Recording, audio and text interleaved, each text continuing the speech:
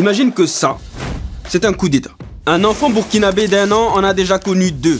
Un Soudanais né en 1955 en a déjà vécu 17. Et un Africain de 72 ans a déjà été témoin d'au moins 216 coups d'État sur le continent. Cela fait de l'Afrique la championne incontestée des putschs, bien loin devant l'Amérique du Sud et l'Asie de l'Est. C'est quoi le problème? Dans la plupart de nos États, les institutions sont extrêmement fragiles. L'armée semble être la seule institution qui fonctionne. Les États africains sont-ils malades de leurs armées? Ou plutôt les armées africaines sont-elles victimes de leurs États? Pour refonder l'État, tant qu'on ne va pas voir en ces occasions des opportunités de refondation, on va être toujours dans le même cycle. En attendant de mettre un terme à ce cycle de coups d'État, l'Afrique tiendra-t-elle le coup?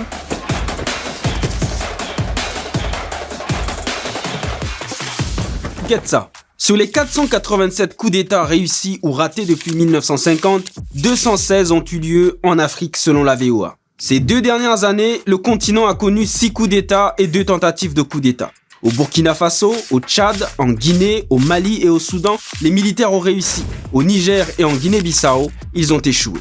Pourquoi l'Afrique connaît autant de coups d'État en une si courte période? De façon directe, je crois que ce que nous observons est principalement le résultat de la malgouvernance. Juste Kodjo a servi une 20aine d'années dans les FAB, les forces armées béninoises. Dans les causes, il inclut aussi ce qu'il appelle les pesanteurs géopolitiques. La plupart des pays que vous avez cités sont de plus en plus la convoitise d'un certain nombre d'acteurs extérieurs. On y reviendra. Intéressons-nous d'abord à cette statistique assez révélatrice. Sur les 8 putschs enregistrés ces 19 derniers mois, 6 ont eu lieu dans la même sous-région, l'Afrique de l'Ouest. Cette région a quelque chose en commun. Il s'agit de la croissante insécurité qui est causée par l'extrémisme violent. La chercheuse et militante Farida Nabourema décrit une atmosphère politique délétère. Dans le cas du Mali et du Burkina Faso, nous avons vu les populations manifester dans les rues plusieurs mois durant, surtout au Mali, pour exiger plus d'action de la part du gouvernement, pour dénoncer déjà certains problèmes auxquels ils faisaient face. L'atmosphère politique y serait délétère parce que depuis les indépendances, les systèmes politiques et militaires en place ne sont pas adéquats. Ni pour résoudre les crises sociopolitiques majeures, encore moins les crises sécuritaires. C'est en tout cas ce que prédisait déjà en 1975 l'auteur Jacques Chevrier dans L'échec des systèmes politiques africains. Vous les voyez s'accaparer de toutes les institutions, faire du pouvoir législatif une branche de l'exécutif, faire du pouvoir judiciaire une branche de l'exécutif qui ne sert qu'à réprimer et à persécuter leurs opposants, à persécuter les activistes, au lieu de renforcer ces institutions afin qu'elles puissent véritablement protéger l'État et prévenir toute forme de prise de pouvoir abusive. Ajoute à ça ce que Juste Kodjo appelle la présidentialisation des forces de défense et de sécurité. Nous observons, malheureusement, depuis les indépendances, que dans la plupart des pays africains, le Parlement est absent quand il s'agit de contrôler, disons, la gestion des forces de défense et de sécurité. Tout repose entre les mains du président, qui s'assure qu'avant de protéger le territoire et ses habitants, les forces de sécurité protègent d'abord le détenteur du pouvoir et son régime. Et à côté des nantis, il existe une autre armée tout au fond de l'échelle sociale de la hiérarchie militaire. Elle est faite de tous ces marginalisés en uniforme, miséreux, clochardisés, au cœur d'une galaxie où les privilégiés affichent scandaleusement leur puissance et leur richesse. Et ce système a un nom. Juste Kodjo l'appelle la démocratie d'homme fort. Le président, à lui tout seul, a cette responsabilité, peut nommer qui il veut, peut démettre qui il veut, peut les utiliser pour les fins qu'il veut. Donc cela, naturellement, éloigne de plus en plus les forces de défense et de sécurité de leur rôle principal qui est de se préparer pour la défense du territoire. Choyés et mieux outillés, les gardes présidentielles et autres unités d'élite deviennent ainsi les seules institutions organisées et suffisamment puissantes pour faire pencher la balance. Au final, ils finissent par être victimes de ces appareils qu'ils ont créés, par être victimes d'une armée trop puissante, par être victimes des institutions trop faibles, par être victimes des populations totalement dégoûtées par leur façon de diriger les choses. En 2019, parlant du Mali dans le monde diplomatique, la journaliste Anne-Cécile Robert titrait « Coup d'État dans un pays sans État ». Selon elle, l'intervention de l'armée révèle la fragilité des régimes politiques sous perfusion d'institutions financières internationales et des multinationales. Quand nous nous retrouvons dans des crises extrêmes, comme on l'a vu par exemple en Guinée avec Alpha Condé, il n'y a pas une autorité forte, il n'y a pas une institution forte qui puisse vraiment réguler. Et donc l'armée se retrouve finalement un peu comme l'arbitre auquel on fait appel.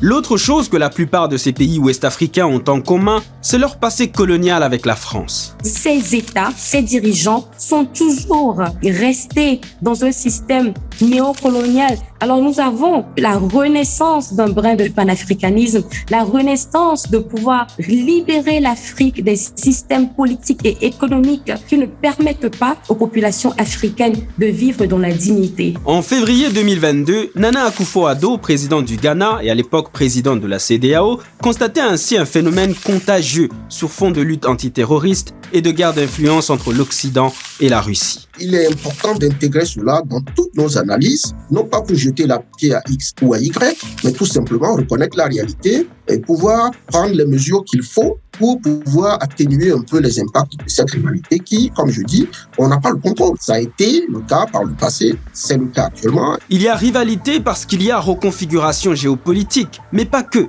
Il y a aussi en parallèle la découverte de nouveaux minerais ou gisements. Du diamant et de l'or en Centrafrique, du manganèse au Mali, du pétrole et de l'uranium au Burkina, etc. Toutes ces nouvelles ressources, tous ces nouveaux minerais qui sont stratégiquement importants pour des pays comme les États-Unis ou la France, pour eux, il faut faire en sorte que soit c'est eux qui ont le contrôle donc de ces espaces, ou alors faire en sorte que ce ne soit pas leurs rivaux qui aient le contrôle de ces espaces. Mais contrairement à la période de la guerre froide, il y a une donne qui change tout. Une jeunesse africaine de mieux en mieux informée et de plus en plus active contre ce qu'elle perçoit comme de l'impérialisme et du néocolonialisme. Et donc, moi je prédisais à l'époque déjà qu'avec les réseaux sociaux, le développement des nouvelles technologies, l'accès à l'information, cette jeunesse africaine finirait par avoir accès à toutes les informations et parfois, pas toujours des informations fiables, mais des informations sur la base desquelles elle finirait donc par agir. Du coup, il n'est pas surprenant, selon Faridana Bourema, de voir cette jeunesse-là, qu'elle soit civile ou militaire, s'engager de plus en plus dans le renversement des régimes défaillants. Quand l'État n'arrive pas à protéger les citoyens, à garantir les droits, quand l'État ne permet pas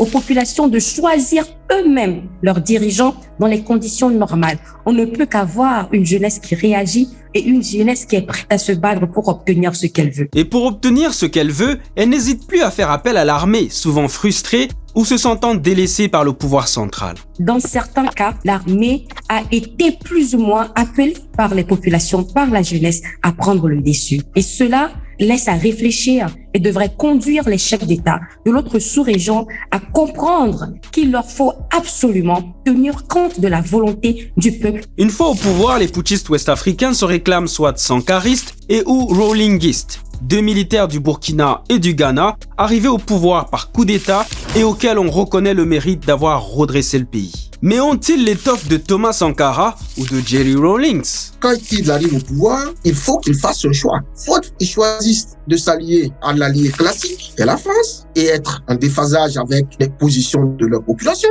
ou alors ils choisissent de s'éloigner de la France à leur risque et péril aussi. Dans ces démocraties jeunes mais essoufflées, Jusqu'au Joe propose de sauver l'État de lui-même. Ce qui se fait actuellement, c'est un modèle de transition politique, de retour à l'ordre constitutionnel, avec pour seul objectif les élections. Il faut changer ce paradigme. Pour lui, il faut voir en ces coups d'État des opportunités de refondation de l'État.